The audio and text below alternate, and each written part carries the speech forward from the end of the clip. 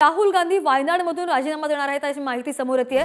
प्रियंका गांधींना संधी देण्याची शक्यता निर्माण झालेली आहे। रायबरेलीमधून राहुल गांधी खासदार म्हणून कायम राहणार आहेत। आणि या संदर्भात अधिकची माहिती घेऊन आमचे प्रतिनिधी शिवाजी काळे आपल्या सोबत आहेत। शिवाजी, आपण पाहतोय चर्चा तर बऱ्याच होत्या, मात्र त्यानंतर आता राहुल गांधी वायनाडमधून राजीनामा देणार आहेत।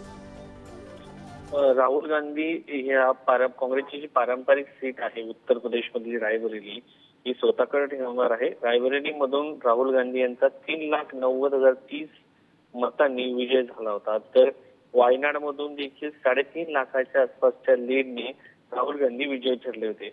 मात्र ज्या पद्धतीने अमेठीमधून 2019ला राहुल गांधी यांचा पराभव झाला, त्यावेळेस वायनाडच्या जनतेने त्यांना लोकसभेमध्ये उभं राहण्याची संधी दिली होती आणि वायनाडची जनता दुसऱ्यांदा देखील त्यांच्या मागे 2024ला उभं राहताना आपल्याला पाहायला मिळाली।